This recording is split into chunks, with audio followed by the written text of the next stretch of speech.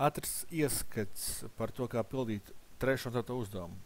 Konkrēti uzdevumus nepildīsim, paskatīsimies kādu piemēru aptuveni, kas ir daudz maz līdzīgs. Tātad trešais, ceturtais uzdevums ir saistīts ar parastu ražošanas optimizāciju, ko mēs darījām pagājušajā nedēļā. Pagājušajā laboratorijas darbā tas ir viens pagājušajā nedēļā. Bet ir dažas niansītes. Negribētu to stāstīt, kā pildīt katru uzdevumu, jo tur gan jāpadomā katram. Šeit vienkārši piemērs. Tad mēs redzam šādu tabuliņu. Mums ir 2 uzņēmumi, kuri var ražot 3 produktus, A, B un C.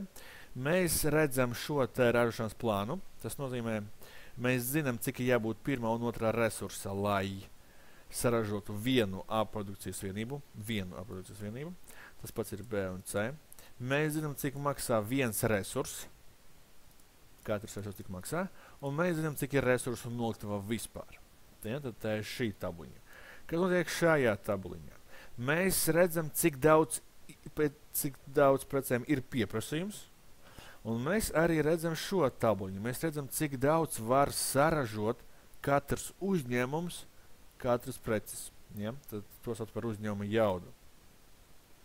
Tad mūsu uzdevums ir pateikt, cik daudz ir jāražo katrā uzņēmuma katras preces, lai būtu apmierināts pieprasījums un būtu pēc iespējas mazākās izmaksas, resursu izmaksas.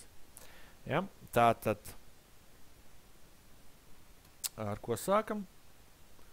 Sākam ar darba vidi. Darba vidi izskatās sekojoši. Tad lūk šādi. Un to mēs varam nosaukt par darba plānu atkal. Darba plāns. Šeit sākumā ieliksim vienlīgus. Tātad, tas ir mainīgais apgabals. Tas, ko solvers mūsu vietā meklēs, cik daudz šeit ir jāsaražo katrā uzņēmumā. Pirms mēs tiekam pie sarkanā šūnīs, pie mērķa funkcijas šeit, tomēr vajadzēja sākumā pareiķināt kaut ko, kas ir saistīts ar starp aprēķinu. Šajā gadījumā jāapskatās par resursus, jāsāk ar resursiem, jo mūsu mērķa funkcija ir izmaksas tieši resursam, un tad mums sākumā ir jānosaka, cik tad ir izlietots, tad resursu izlietojums. Un tas var izskatīties apmēram šādi. Resursu izlietojums.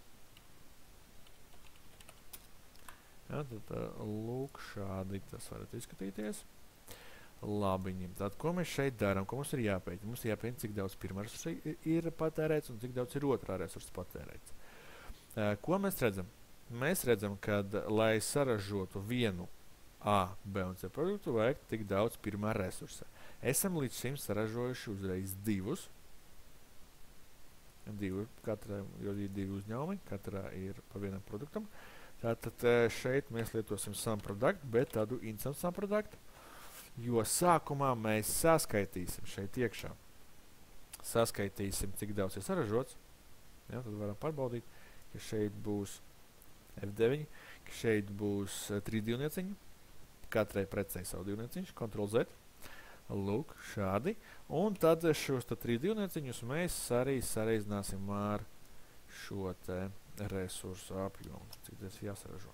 Ja mēs iesaldēsim šo te daļiņu, F4, super, un pavilksim pa labi, tad mēs automātiski iegūstam arī otrā resursa izlietojumu. Tad, lūk, esam izlietojuši. Un, lūk, tikai tagad mēs varam apēķināt resursu izmaksas.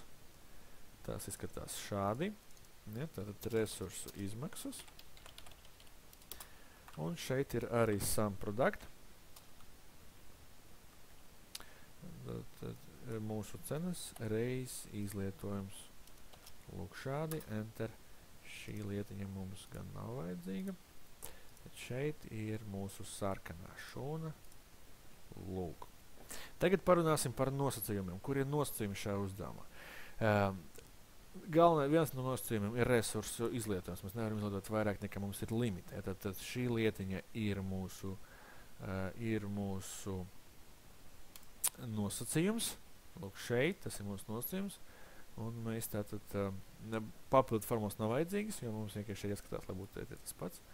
Vēl ir tāda paša lietiņa šeit, ka tas arī ir mūsu nosacījums. Šeit, šajā apgabalā nevar būt vairāk nekā ir iespēja saražot. Un pēdējais ir pieprasījums, ir jāskatās pēc pieprasījuma. Un pieprasījums ir lūk šeit, arī dzeltenē krāsā. Ne, tad tas ir mūsu lūk, summa šim apgabalam. Ja, tātad cik ir jau saražots katrs preces. Lūk šādi izskatās mūsu sagatavi. Tagad skatāmies šeit svarīga lietiņa kāda, ka var redzēt, ka uzņēmuma jauda neļauj pilnībā apmierināt pieprasījumu. Ja? Tātad, bet mēs tomēr mēģināsim to izdarīt. Mēs skatīsimies, ko mums teiks solvers. Ja? Tad solvers saka, ka set objective, to mēs visu mākam. Minimizējam, jo ir izmaksas. By changing variable cells ir šīs apgabals. Ja? Lūk šādi. Bet tagad pie nosacījumiem. Tāda pirmā lieta, kas ir saistīta ar nosacījumiem, protams, ir bez vārda runas integer.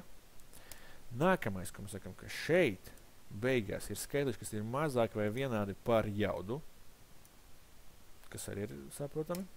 Tālāk mēs sakam, ka resursa izlietojums ir arī mazāks vai vienāds par resursa limitu.